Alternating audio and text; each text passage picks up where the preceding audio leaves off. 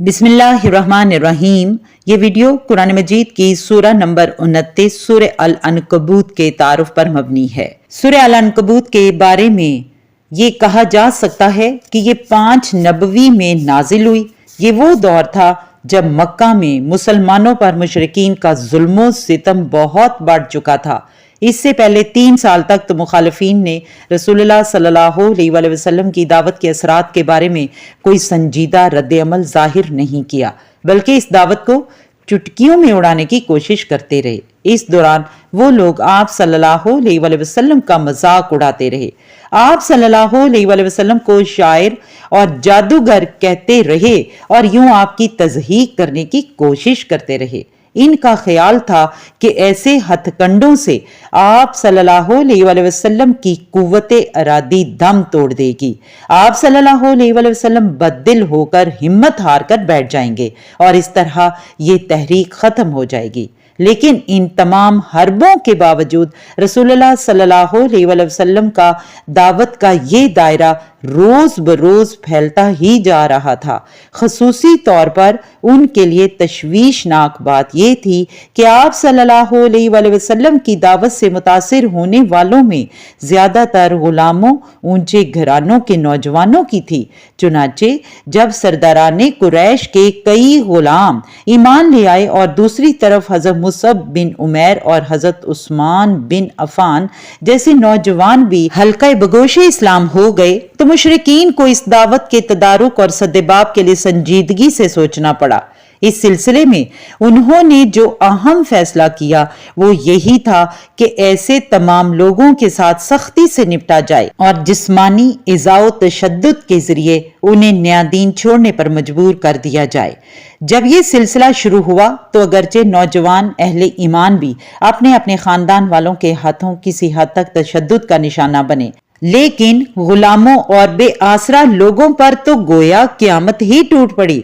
गुलामों की हैसियत इस माशरे में ढोर डंगरों की सी थी। जैसे आपने एक बकरी खरीदी और उसे अपने कोंठे से बांध लिया, जब तक चाहा इससे फायदा उठाया और जब चाहा उसे ज़िबा कर लिया। इंसानी सतह पर इनके कोई हकूक नहीं थे।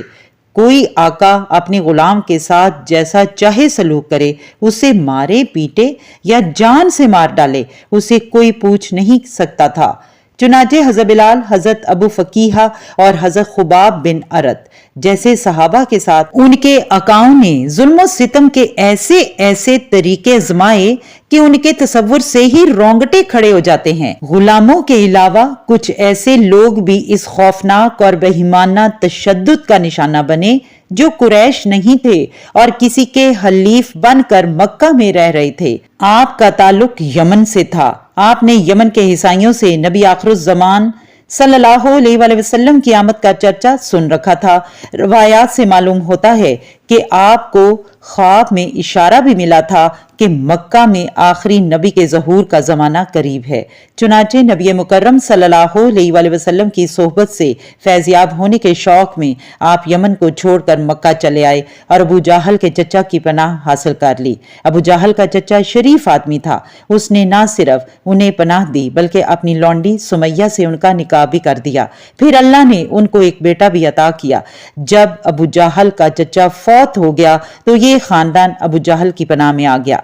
रसूलुल्लाह सल्लल्लाहु अलैहि वसल्लम ने नबुव्वत का ऐलान फरमाया तो हजरत यासिर, आपकी ज़ौजा मोहतरमा हजरत सुमैया और आपका बेटा अमार तीनों हजूर सल्लल्लाहु अलैहि वसल्लम पर ईमान ले आए। जब कुरैश ने अहले ईमान पर तशद्दुद करने की हिकमत अमली अपनाई तो इसे छोटे से खानदान पर अबू जहल ने तशद्दुद की इंतहा कर दी।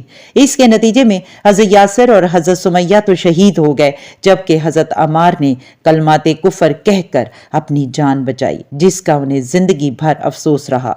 सूरह अन-नहल की आयत 106 में ये वजाहत मौजूद है कि अगर किसी को कलमा कुफर पर मजबूर कर दिया जाए लेकिन उसका दिल ईमान पर मुतमईन रहे तो अल्लाह माफ करने वाला है। इस तरह हजरत खुबाब बिन अरत पर जो क़यामत गुजरी वो भी तारीख का हिस्सा है। आप रजी अल्लाह तआला अन्हु गरीब खानदान से थे और पेशे के एतबार से लोहार थे। एक दिन उन्हीं की भट्टी में से दहकते हुए कोयले निकालकर उन्हें जमीन पर बिछाया गया। उनकी कमीज उतरवा कर पुश्त के बल पर कोयलों पर लिटा दिया गया, यहाँ तक کہ آپ کے جسم کی چربی سے وہ کوئلے ٹھنڈے ہوئے۔ حضرت خباب بن ارت فرماتے ہیں کہ جب صورتحال ہمارے لیے ناقابل برداشت ہو گئی تو ایک دن ہم رسول اللہ صلی اللہ علیہ وآلہ وسلم کی خدمت میں حاضر ہوئے۔ رسول اللہ صلی اللہ علیہ وآلہ وسلم اس وقت خانہ کعبہ کی دیوار کے سائے میں اپنی چادر کا تکیہ لیے استراحت فرما رہے تھے۔ ہم نے عرض کیا، اے اللہ کے رسول صلی اللہ علیہ وآلہ وسلم، ہمارے لیے اللہ سے دعا نہیں کرتے؟ مشرکین کے تشدد کی بڑھتی ہوئی کارروائیاں اب ہمارے لیے ناقابل برداشت ہو گئی ہیں۔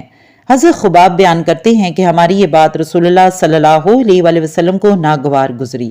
آپ صلی اللہ علیہ وآلہ وسلم اٹھ کر بیٹھ کے فرمایا، اللہ کی قسم، تم جلدی مچا رہے ہو، ابھی تم پر وہ حالات تو آئے ہی نہیں جو تم سے پہلے لوگوں پر آئے تھے۔ انہیں آدھا زمین میں دبا کر آروں سے چیر ڈالا گیا، وہ زندہ آگ میں جلا دیے گئے۔ انہوں نے ایسے حالات پر صبر کیا، تمہیں بھی بہرحال صبر کرنا ہے۔ اللہ کی قسم، وہ وقت ضرور آئے گا جب ایک سوار صنع سے حضر موت تک سفر کرے گا اور اسے اللہ کے سوا کسی اور کا خوف نہیں ہوگا۔ یہ اس سورت کے پس منظر کی ایک جھلک ہے جس میں اس سورت کا نزول ہوا۔ اس کے ابتدائی آیات میں حضرت خباب کے بیان کردہ مذکورہ واقعہ کی جھلک صاف نظر آتی ہے۔ ان آیات کے مضامین کا خلاصہ یہ ہے کہ کوئی انقلابی تحریک اپنے کارکنوں کی قربانی کے بغیر کامیابی سے ہمکنار نہیں ہو سکتی۔ جب بھی کسی معاشرے میں کوئی انقلابی تحریک اپنی جڑیں مضبوط کرتی دکھائی دیتی ہے تو پرانے نظام کے محافظوں کو اپنے مفادات خطرے میں پڑتے محسوس ہوتے ہیں، چنانچہ وہ ایسی کسی بھی تحریک کو دبانے اور ختم کرنے کے لیے ہر حربہ آزمانے پر تیار ہو جاتے ہیں۔ اس مشکل مرحلے میں انقلابی تحریک اپنے کارکنوں سے قربانیوں کا مطالبہ کرتی ہے۔ چنانچہ جب مکہ میں رسول اللہ صلی اللہ علیہ وآلہ وسلم کی دعوت کا چرچا ہوا اور لوگ اس طرف متوجہ ہونے لگے تو مشرکین مکہ نظام کہنہ کے پاسبانوں کی حیثیت سے اپنی پوری قوت کے ساتھ میدان میں آ گئے۔ اس کے بعد مکہ کی گلیوں میں ظلم و ستم کا ایک لامتناہی سلسلہ شروع ہو گیا۔ اس جان گداز صورتحال میں اہل ایمان نے غیر معمولی جرأت اور استقامت کا مظاہرہ کیا۔ اس سیاق و سباق میں سورت کا پہلا رکوع خصوصی اہمیت کا حامل ہے۔ اس میں مکہ کے مذکورہ خوفناک حالات کے حوالے سے ذہنوں میں اٹھنے والے سوالات کے منطقی جوابات بھی فراہم کیے گئے ہیں۔ لہو لہان جسموں کے لیے سہارے کا سامان بھی مہیا کیا گیا ہے اور زخم خوردہ دلوں پر مرہم رکھنے کا اہتمام بھی کیا گیا ہے۔ نہ صرف یہ بلکہ قیامت تک کے لیے یہ انقلابی دینی تحریک اور غلبہ دین کی جدوجہد کے کارکنوں کے لیے رہنمائی اصول بھی واضح فرما دیے گئے ہیں۔ اس مضمون کے اعتبار سے سورہ العنکبوت کا یہ رکوع گویا پورے قرآن میں ذروۂ سنام کی حیثیت رکھتا ہے۔ یہاں یہ بھی ملحوظ رہے کہ بحیثیت مجموعی قرآن کا ذروۂ سنام تو سورہ البقرہ ہے۔ رسول اللہ صلی اللہ علیہ وآلہ وسلم کا فرمان ہے کہ ہر چیز کی ایک چوٹی ہوتی ہے، قرآن کی چوٹی سورہ البقرہ ہے۔ مطالعہ قرآن کی منتخب نصاب کے 5 حصہ کا پہلا درس اس رکوع پر مشتمل ہے۔ موضوع کی اہمیت کے اعتبار سے یہ درس منتخب نصاب کے اس حصے کے لیے بے منزلہ فاتح ہے۔ اللہ رب العزت سے دعا ہے کہ اللہ تو ہمیں بھی اپنے دین کی سرفرازی اور سربلندی کے لیے منتخب فرما اور ہمیں اس کا عملی طور پر زندگی میں لاگو کرنے کی توفیق عطا فرما، آمین۔